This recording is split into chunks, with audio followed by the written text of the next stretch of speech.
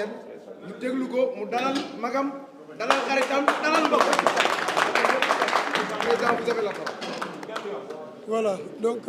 maa ngi nuyu ñëpp monde làmb ñi nga xam ne ñoo déplacé wu ñëw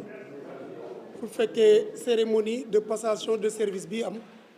diggante la fédération sénégalaise de lutte bi ñu installé ak le comité national de gestion bi fi nekkoon depuis 1994 te yàlla dogaloon et mu mujjee ci samay loxo déclaration bi nag lii c'est de coutume dafa nekk loo xam ne naturellement dafay am ci service bu amee ñuy dugg am ñuy génn tout le temps dañuy def passante le relais bi mooy kii dugg ki ko fekk da koy won ne kër gi fii la toll yàlla dogal na nag kër gi bi ma fiy dugg ak tey 15 mois la te ki ma ko joxoon moom laa koy joxaat kon dafa dal di yomb pour ñu ne ko lii ak nii la demee bu doon gan la boo xam ne xamu fi woon xëy na passation de service bi mën na gën a yàgg mais pratiquement temps bi ñu toog yëpp ci waxtaan lañ nekkoon pare woon nañ ci bu yàgg parce que c'est quelqu'un bu ma xam bu baax a baax mag la ci man ñu nekk Kaolack depuis des années 2006 may arbitré foofu di jàngale foofu moom mu nekk jàngalekat nekk foofu jiite comité régional de gestion bi man ma nekkoon ci Gossas bokkoon ci Fatick ba pare fi may jàngale nekk ci Guinguinéo ñu rattaché ko ci département de Kaolack biñ ko rattaché ci département de Kaolack nag structure arbitrale bi ma nekkoon daal di rattaché wu ci moom mu nekk président CRG bi ci Guinguinéo donc ça veut dire que 2006 bu noonu mooy ñëw fii ñun ñoo nekk di liggéey à Kaolack donc nekkul gan ci man ma xam ko bu baax mu xam ma bu baax xamante nañ bu baax a baax donc ça veut dire que am na peut-être ñenn ñi ni ñuy waxee ñagas mën na bañ a am te bu ñu waxtaanee ci lu bari dañ ciy retrouver wu bi yàlla dogalee nag ma ñëw wutu ko fii ni ma ko defee nii noonu la ko defee woon ak man ne ma lii laa fi bàyyi comme bagage lim chaise yi table yi matériel yi fi nekkoon yépp ñu listé ko ci këyit ma constaté ne matériel yaa ngi fii donc bi may dem également même procédure bi la ñu def matériel bi ñu tegaat ko sur la table ne ko lii ak lii mu ngi fi mooy liste bi nekk ci document bi muy ay chaise ay oto ak yeneen yëpp yi nga xam ne moom mu ngi fi woon moom aussi restitué li ci yokku nag ci diggante bi signalé nañ ko aussi ci PV bi lu mel ne ay ordinateur ak yeneen ay oto yu dox ak yeneen def nañ ko signalé ko ci PV beneen côté bi côté xaalis la parce que xaalis dafay sensible te parfois traitement information bi ñuy faral di def dafay baax nit ñi di ko positiver parce que xaalis foo ko tudd rek lu yàq deru nit def ci yomb bi may dem parce que ci tout entité boo mënti ne boo fa demee ne lii laa fi fekk boo waxee matériel di nga wax xaalis ci côté xaalis bi ma ko jotee ba pare defoon naa point de presse expliquer effectivement xaalis bi ñu fi fekkoon ni mu demee effectivement noonu la demee amoon na somme bu ñu fi déclaré woon def nañ ko ci passation de service bi mu toll woon ci ay 22 millions mais ci 22 millions bi nit ñi bëgg a utiliser ñooy utiliser nu ñu ko bëggee parce que dañu leeral ne effectivement ci 22 millions yi ministère des sports dafa yoreloon bira ak équipe am ci activité bu ñu déroulé woon lutte de plage bi fi amoon 17 millions boo xam ne fonds bu waroon dugg la fekk fi 5 millions liquide loolu ñu dajale ko muy 20 millions jour bi ma toogee 22 millions jour bi ma toogee di jël parce que loo gis aussi wax ji dafay dal di leer ñay wax ay 6 millions loolu dañuy jël en compte fin saison ba nga xam ne fa lañ jeexoon 600000 xaw ma 900000 man bëgguma sax di ñëwaat ci yenn termes yi parce que dañuy dagg lu ndaw ci li ngay naan bëgg naa jël loolu méngale ko ak leneen naan wax yi dafa waroowul alors qu'en réalité ku bëgg a defar bëgg a comprendre day bàyyi lépp mu continuer tey fi ñu toll moom lañ doon def administration continuité la am na lu bari luñ ci jot a def ci 22 millions yooyu ñu wax dañu ñëw tegaat ko ak liñ fi fekk dajale 17 millions bi nga xam ne ministère daf ko war a joxe ak liñ fi bàyyi liquide mu nekk ci compte bi ak li nga xam ni compte bi aussi da ngay indi reliquat bi mais boo dajalee yëpp dajale mu ngi nekk 39 millions 105 mille 250 dont 17 millions yi ministère moo ko war a indi li des en liquide la mu ngi fi teew parce que aussi c'est pas question de bilan sax mais mission bu ñu joxoon te comme fii lañ toogoon ne lii lañ fi fekk dafa baax bi ñu fi toogaatee ñu ne lii lañ fiy bàyyi ñu positiver ko nag xam ne lamb moo ko moom Bira dafa liggéey lamb ba fi mu toll ma ñëw jot ci def li ma def moom mu ñëwaat reprendre ko continuité mu nekk continuité yenn animosité yëpp daf ko jarul parce que yàlla wax na démb noppi na avant tey te destin wu nit mënu ko xañ du ministre des sports du président de la République du keneen mais fi nga war a jaar ala kuli al di nga fa jaay muy taw muy naaj di nga fa jaar donc positivité boobu moom la ñu war a amee accompagner le président Bira ci mission am pour que lamba am ci njëriñ gagné ci vraiment j'ai de très bons rapports ci équipe bi nga xam ni ñoo koy gunge ñu mel ni Maysa Ndiaye mën naa ko citer bu ma ko citer sax mën naa citer ñu bari ak ñu bari ñoo xam ne ñu ngi fi on a des relations particulières donc parfois ngeen waxante lu ñaaw après ngeen daje ci leneen ngay sëgg te man bëgguma dajee kenn sëgg yoreel ñu kenn dërëm lekk ñu dërëmu kenn ba tey jii lañ gën a sañ a jàkkaarloog ñëpp ne jëluñu dërëmu kenn ñeneen ñi nag lu leen neex mën nañ ko wax dëgg fa la loolu daal vraiment di jégaluwaat nag parce que xaar bi yàgg na mais xaar bi li ko yàggal yëpp dañ doon waxtaan ci leneen honnêtement leneen lañ doon waxtaan parce que bi ma ko joxee sax document yi bi ma ko joxee xaalis bi ne ko kontel dafa ne jaru ko il fait confiance donc loolu ça montre tout xam na ma xam naa ko comme li ma wax nañ ko gunge ñun ñëpp gunge équipe bi xam ne loolu rek la war jërë ngeen jëf. waaw xëy na fi may fàtte parce que ci 15 mois yi dama ànd ak équipe boo xam ne ñii maa leen copte ku mel ni Kandji ak ñeneen parce que Kandji booy wax ci moom sax sa xol day fees CNG day toll foo xam ne day métti ci côté xaalis ñu génnee ne nañu def surtout bi ñu dem ci drapeau chef de l'État c'était très difficile et très compliqué un budget de 60 et quelques 80 et quelques millions nga xam ne lu ci bari ci apportu état lay jóge dama ciy profité di remercier le président de la République parce que appui bi mu yëkkati woon jox ñu ko moo tax affaire bi am di remercier le président Ousmane Sonko le premier ministre ci parce que lépp lu ñu validé day jaar ci moom remercier le ministre des sports Khady Diène Gaye ci confiance bi nga xam ne amoon na ko ci man te mënoon tànn keneen pour mu gérer temps bii nga xam ne moom laa fi nekk confiance boobu ñu am nag à l'ensemble du gouvernement du Sénégal def ko ci man ma ànd ci ak de vaillants hommes ñi fi nekkoon mu métti woon trop nag ñu nangu ko dékku ko ñii di dem ci plateau di xuloo ci loo xam ne yenn saa yi sax du ma ko yëg mais malgré tout ñëpp dañu naan moo yónni di mooy loolu yëpp c'est des détails affaire u lamb la mais ñu comprendre ko affaire u lamb la Kandji day yëkkati xaalisam bu ñu bëggee rembourser mu ne moom moo koy fay je le cite parce que vraiment c'est à saluer parce que xaalis dafa sax ci nit te nit ki bu ko mënee yëkkati pour entité totale dafay baax occasion bu amee ñu wax ko am na ñeneen nag ñu def seen doole parce que doole nga war a liggéey indi xaalis nga bàyyi xaalis boobu ñëw taxaw bàyyi xaalis bi nga waroon nga ñëw taxaw pour affaire bi jaar yoon ñu mel ni ñoom góor gi étudiant Ndiame Diop directeur administratif nga xam ne pratiquement depuis Alioune Sarr mu ngi fi di def liggéey bu am solo mosuñu werante yenn saa yi day indi dara ma ne ko d'accord ma ci day dellu ginnaaw topp ci li ma ko wax parce que après tout man may rendre compte comme ni may rendre compte nii waaw donc loolu vraiment on le remercie moom Ndiame remercier également ñoom Sitor dañuy xuloo lu bëri mais après tout mosu leen gis ñu am animosité sama doomu école am lay jànge ñuy génnee lamb leneen la ñuy wax bokk ci leneen Khalifa nekk mag parce que fi ngay xamee ne destin wu nit yàlla moo koy dogal Khalifa Sow était mon président de la CCA bi ma jógee Kaolack di ñëw pour ma intégrer arbitre yi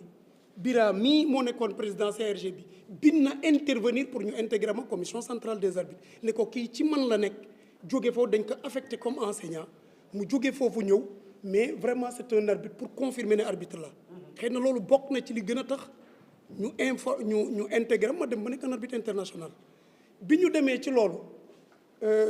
ñu continuer collaboration bi 2010 maa ngi fi moom mu ngi Kaolack mais bi mu nee cëpp fii 2019 bokkuma bureau bi de mais lu muy def may woo yenn saa ay nit di ko jege sax mu woo ma ne ma loo xam ci diw ça veut dire que bu may wax rek ne ko xam na ma boo gisee may témoigner ñi xëy na am na ñu xamul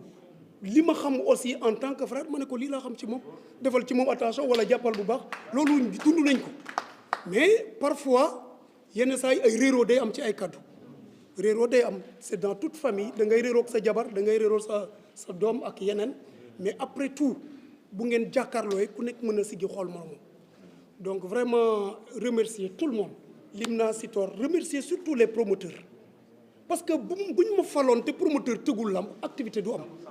ñoom ñooy lépp seen xaalis di indi parfois ñu jël mesure yoo xam ne du leen arrangé ñu xeex ko coow ci après bu passé ñu continuer doxal lamb remercier les amateurs les lutteurs surtout parce que bu ma nee surtout les lutteurs sama proximité ak lutteurs yi nekkatul secret wu kenn parce que au départ ñoom ñoo jóg ne man lañ bëgg ma nekk président sans que ma wax fa la déparé ñooñu bu ñu demee nag ne ko non seulement poussé nañ la pour nga toog mais dañ lay gunge donc ça veut dire que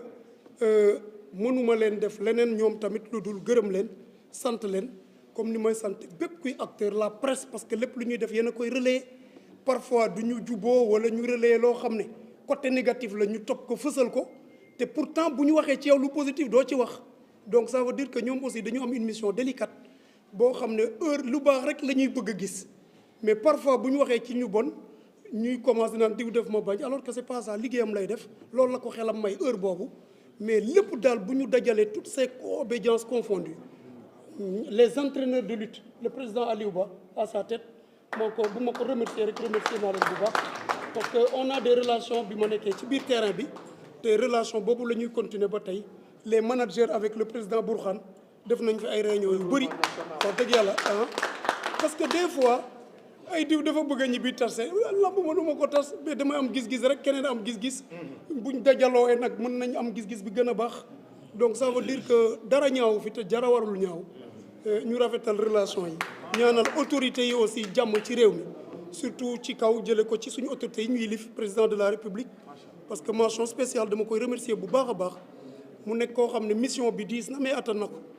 waaw le président Ousmane Sonko mu ngi ko ciy jàppale bu baax ak madame le ministre Khady Diène Gaye ci sport bi nga xam ne moom la yor ak jeunesse vraiment chapeau à tout le monde di leen ñaanal jàmm di ñaanal lamb jëm kanam xam ne ñu ngi ci lamb ji gënuñu fi man je suis arbitre te kenn mënuma génne arbitrage test laa def suba mën naa arbitre ginnaaw suba mën naa juger ne leneen laay defi ma defi leneen donc di leen ñaanal bu baax a baax vraiment félicité merci.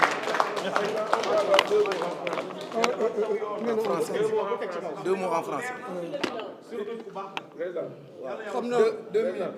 xam naa peut-être bilan bi rek bon voilà donc chers membres du comité national de gestion de la lutte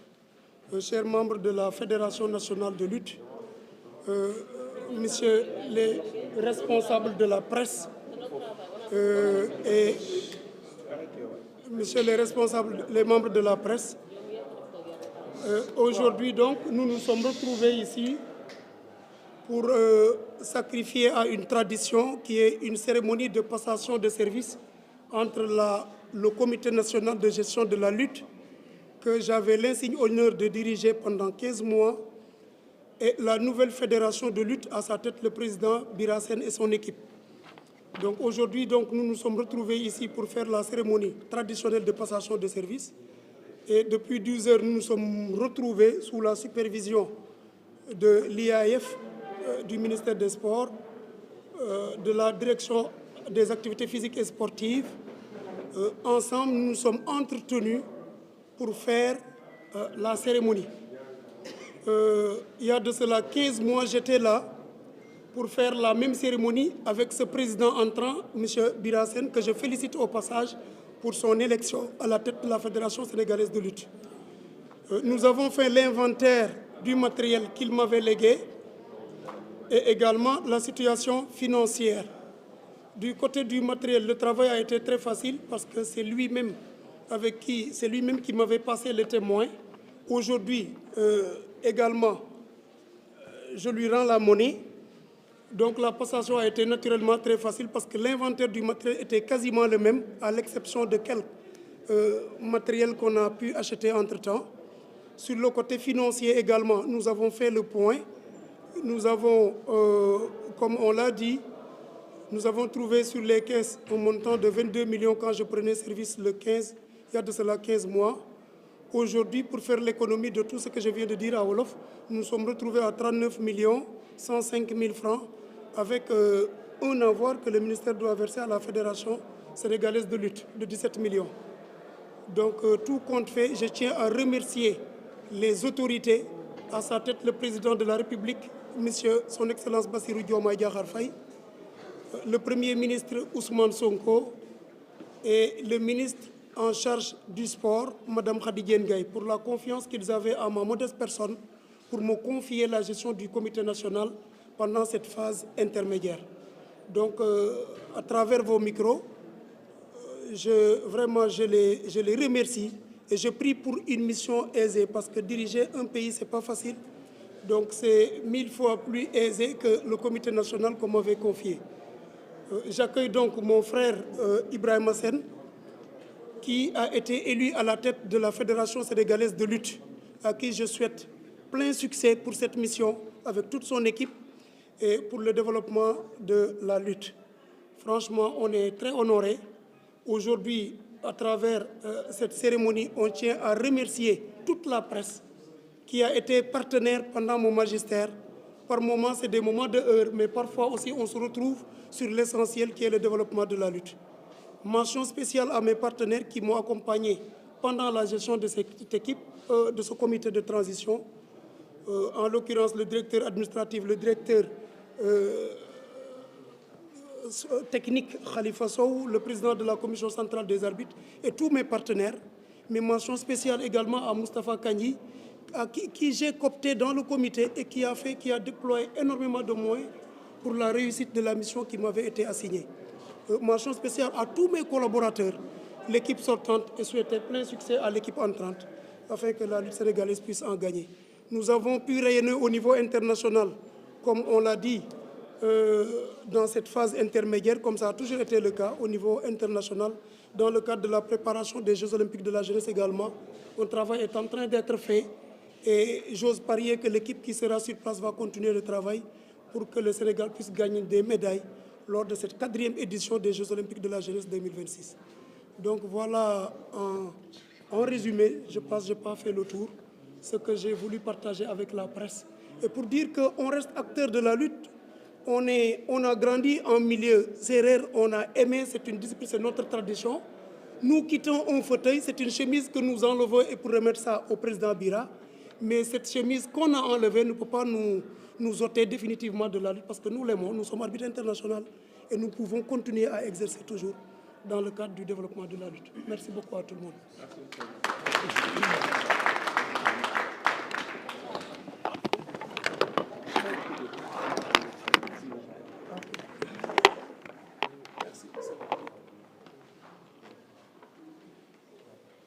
Le président Bira Sène la ñuy jox rek le président de la fédération bu ñu paree ñu def photo de la famille mais avant président Bira Sène di jël rek ñu présenté nii Etienne Ngom mu ngi nii toog